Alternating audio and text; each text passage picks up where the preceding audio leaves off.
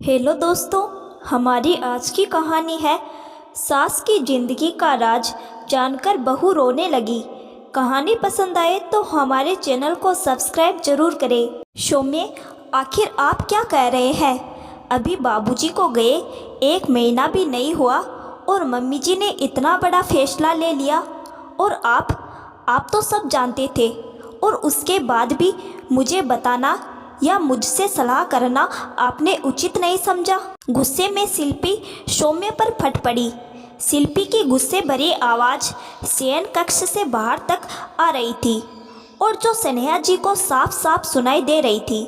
सौम्य शिल्पी को चुप कराने की पूरी कोशिश कर रहा था। धीरे बोलो शिल्पी, माँ अभी अभी तो इतने बड़े सदमे में से उभरी भी नहीं है और अब तुम इस तरह की बातें करके उनका दिल ना दुखाओ। मैं तो पहले से ही बहुत दुखी हूँ सदमा। दुख हुआ ही कहाँ है माँ को।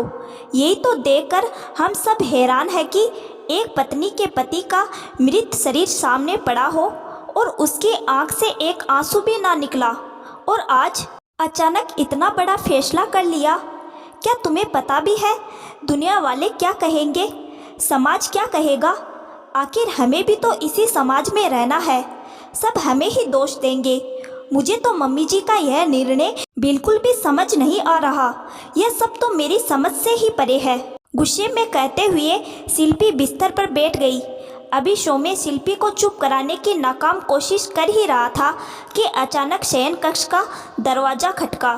दोनों बच्चे भी माता पिता की लड़ाई के कारण डर के मारे अपने कमरे में छुपे बैठे थे।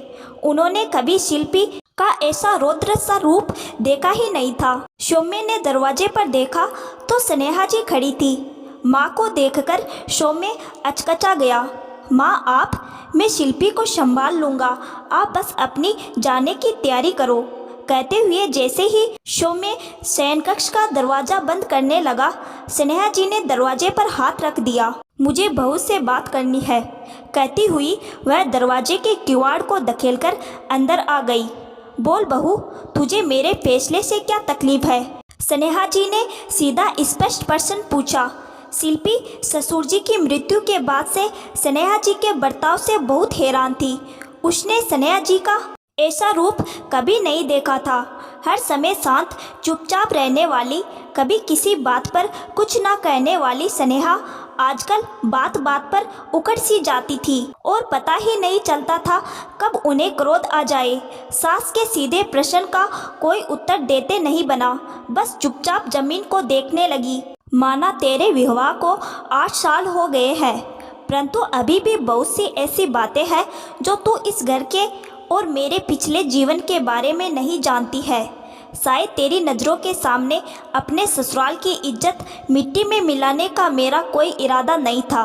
लगता है आज तुझे सब सच बताने का समय आ ही गया है। जब विवाह कर इस घर में मैंने पाँव रखा, मेरी उम्र कुछ ज़्यादा नहीं थी। तेरे ससुर जी मुझसे 10 साल बड़े थे, परंतु गरीब माँ बाप की बेटी को एक अच्छा परिवार मिला तो माँ बाप ने झट हाथ पीले कर दिए।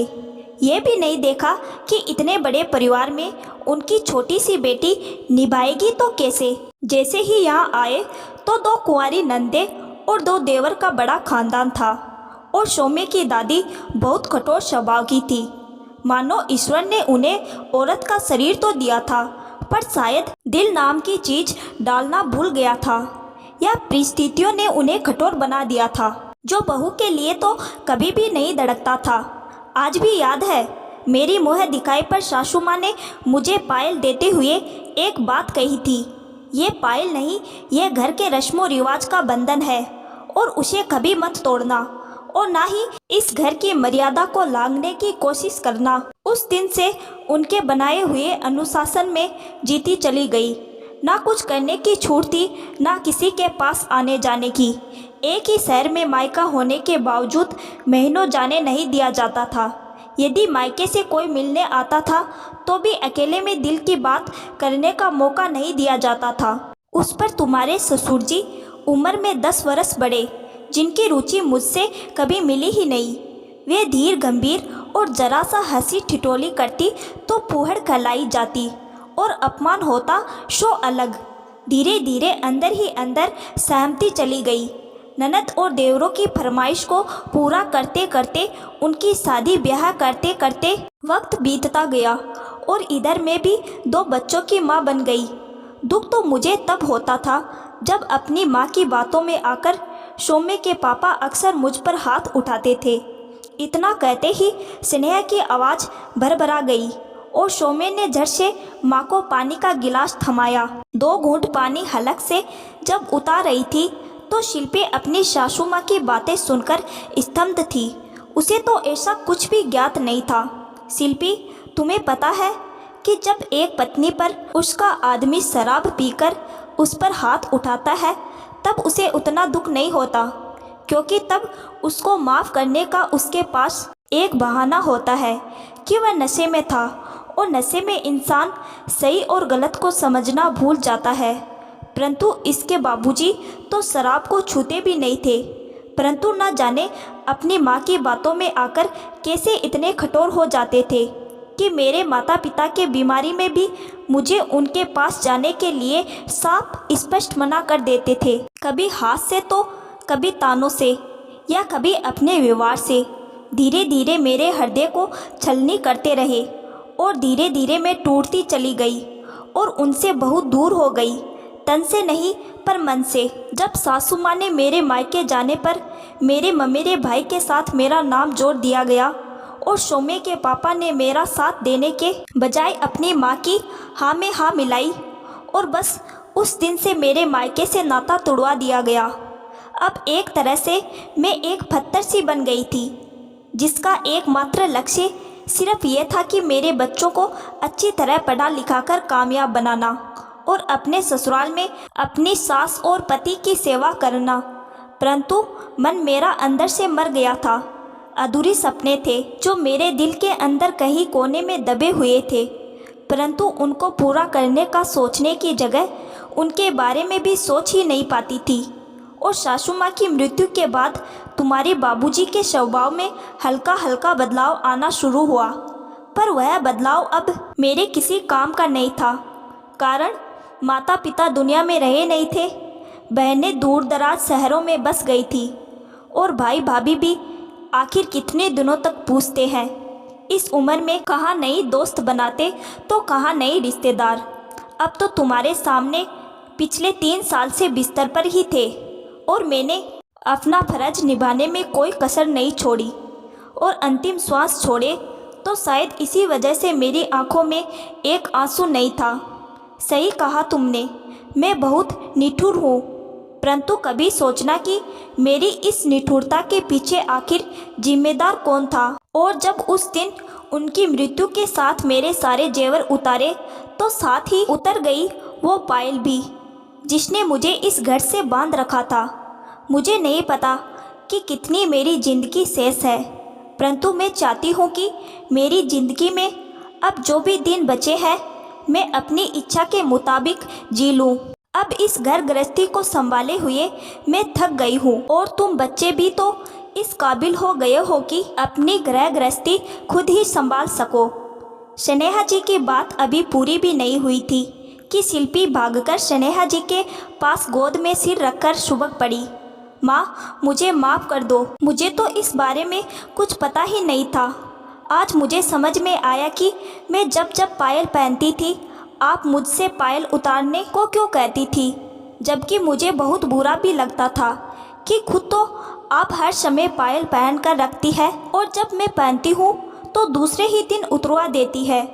आप मुझे ऐसे बंधनों में बांधना ही नहीं चाहती थी, तभी आज तक आपने मुझे बहू नहीं बेटी बनाकर रखा है। कभी मुझे इस घर में कोई तकलीफ नहीं हुई। स्नेहा जी कुछ नहीं बोल रही थी, बस शिल्पी के सर पर हाथ फेरती रही और पहली बार आज 1 महीने बाद पति की मृत्यु के बाद उनकी आंखें नम थी। माहौल को संजीदा देखकर सौम्य बोला, मैं माँ पर होते इस अत्याचार का बचपन से गवाह हूँ। नेहा तो छोटी थी, इसीलिए उसने ज़्यादा कुछ नहीं देखा, परंतु मैंने पापा का और दादी का वह रूप देखा है। मैंने अपनी माँ को कमरे में रोते हुए देखा है, घुट घुट कर मरते हुए देखा है। और बाबूजी के जाने के बाद जब माँ ने मुझे अपनी इच्छा बताई तो मैं उसे पूरा करने के लिए रोक नहीं सका। माँ को शुरू से ही पहाड़ों में रहना बहुत पसंद है और माँ सिलाई कढ़ाई में कितनी होशियार है। और मसूरी में मेरे दोस्त की जान पहचान से माँ को एक ऐसी जगह मिल भी गई है जहाँ माँ की उम्र के लोग अपना मनचाहा काम करके अपना समय भी बिताते हैं और वहीं रहते भी हैं। अब माँ भी अपनी अधूरी ख्वाहिश को पूरा कर सकेगी और फिर से खुलकर जी सकेगी। इसीलिए कह रहा हूँ, माँ को जाने से मत रोको। इस बार दुनिया का नहीं, समाज का नहीं, अपनी माँ का सोचते हैं। और फिर मसूरी दूर भी कितना है, माँ की एक आवाज़ पर चले जाएंगे उनसे मिलने। और अगर माँ को वहाँ अच्छा नहीं लगा तो माँ वापस लौट आएगी, शोमे ने कहा। शिल्पी ने आंसू पोंछते हुए कहा, चलो मैं आपकी पैकिंग करवाती हूँ। और हाँ, मैं बच्चे और शोमे आपको छोड़ने जाएंगे और देखकर भी आएंगे वहाँ सब सही इंतजाम है भी कि नहीं। शिल्पी की बात पर शोमे ने हंसते हुए छेड़ा, माँ कोई बच्ची थोड़ी ही है। हाँ, माँ बच्ची नहीं है, पर पहली बार इस घर की अदृश्य बेड़ियों को काटकर बाहर की दुनिया में कदम रख रही है, इसीलिए। और जानती हूँ, मैं अगली बार जब माँ से मिलूँगी तो एक आत्मविश्वास से भरी, मजबूत शख्सियत से भरपूर माँ मिलेगी हमें। चलिए अब चलकर पैकिंग करते हैं। और हाँ, वह वाली शॉल जो पिछले साल मैं आपके लिए लेकर आई थी, वह ज़रूर लेकर जाना। कहते हुए शिल्पी स्नेहा का हाथ पकड़कर कमरे से बाहर निकल गई और उधर शोमे भरी आंखों से दोनों सास बहू को जाते हुए देखता रहा। आज वह बहुत खुश था। आखिर पहली बार उसने अपनी माँ के चेहरे पर एक सुकून और खुशी देखी थी। उसकी माँ अपनी अधूरी ख्वाहिश पूरी जो करने जा रही थी। पहली बार उम्र के इस पड़ाव पर वे अपने लिए कोई निर्णय लेने जा रही थी। दोस्तों, अक्सर हम अपने घर के बुजुर्गों की ख्वाहिशों का मान नहीं रखते, बल्कि यहाँ यह कहना अधिक उचित होगा कि हमारे मन में कभी यह भी नहीं आता कि हमारे घर के बुजुर्गों ने भी अपने बच्चों की परवरिश के लिए न जाने कितनी ही ख्वाहिशों को दरकिनार करके बच्चों के सपने पूरे करने में अपनी ज़िंदगी बिता दी होगी। आधुनिक ज़माने में हमें हमारी ख्वाहिशों को पूरा करने के बहुत से साधन हैं, परंतु उनके समय में ना तो इतने साधन थे, ना सोच। उम्र के जिस पड़ाव पर वे खड़े हैं, न जाने कब सांसों की डोरी टूट जाए। ज़रूरत है अपने बुजुर्गों की इच्छा का मान रखने की।